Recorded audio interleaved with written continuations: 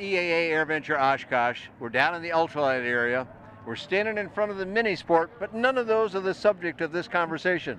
I'm Dan Johnson. I'm talking with Jana Filip of the DeLand Showcase, the event coming up again this fall. What are you expecting this year? We are expecting more of the same, but much more of the same. You've been walking around talking to people and suggesting they should come and join the show? Absolutely. And what's been the response, Jana? Overwhelmingly positive. Is that right? Yes, Excellent. I think we have every person back from last year. We increased the exhibitor field by 20%. Oh, really? We've got a couple of outdoor booths left. Is that right? Some indoor wow, ones. that's yeah, wonderful. It's been a great show. Really, all right. really good. Congratulations. Thank you. You and your husband, Gary, yeah. working this thing real hard, and good for you. Yeah. But people that were down there last year, that was the first year, they saw a great organization. What changes do you have planned for this year that will help draw even more people? We do have some changes and additions. I have hired a PR company out of Daytona, and right after AirVenture, we will be rolling out a digital marketing campaign and targeting a 400-mile radius outside of DeLand. So that will help with the attendee. Last year we had between 4 and 5 months to put a show on. Yeah, you were sort of short timeline on that one. The exhibitors were solid, the national media that we got on site was solid, and you can kind of tell where we ran short of time, which was with the attendee.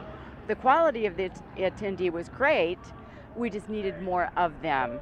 At least I felt that way. Well, nobody ever says there's too many people here, even though sometimes they should say that, because there could be so many people at a show like this that you can't talk to everybody anyway. Yeah, so we threw some more dollars into national advertising, and then we're doing this regional through our PR company out of Daytona, again focusing on a 400-mile radius with Z-Graph.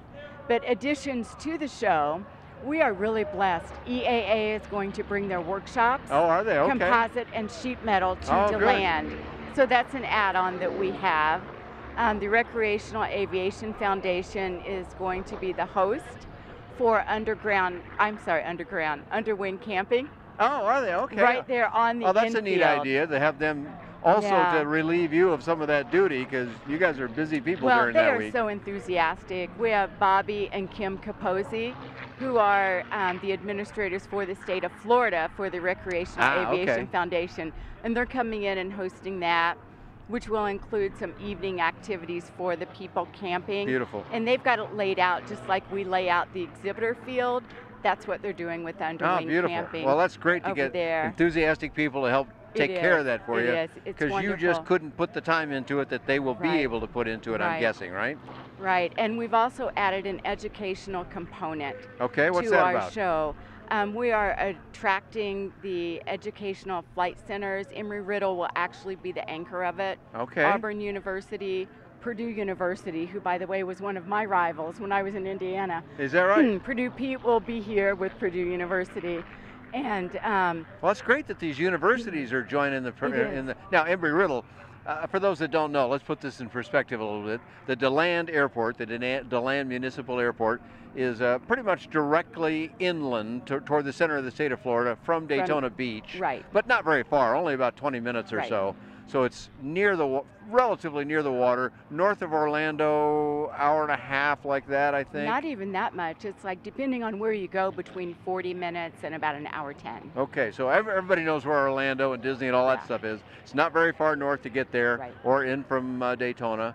But Embry-Riddle, one of the schools you just mentioned there, they're in Daytona, so they're very close. But the other two you mentioned are a little ways away, and yet they're coming down to support this thing. They are, yeah. That's great. Which is awesome, and you know, we try to attract the newcomers to sport aviation, the upcoming aviators, as well as the seasoned. Well, we know this class down here where we are at your show, and generally the light sport, light kit class, it's where aviation starts. So that's a good place to be. Where can we find out more about these things that you're going to be announcing, and who's going to be coming, and more details on the web, Jana? We are at sportaviationshowcase.com, and I always leave the list of exhibitors from the prior year up on the website. That's a good thing. Until right before the next show.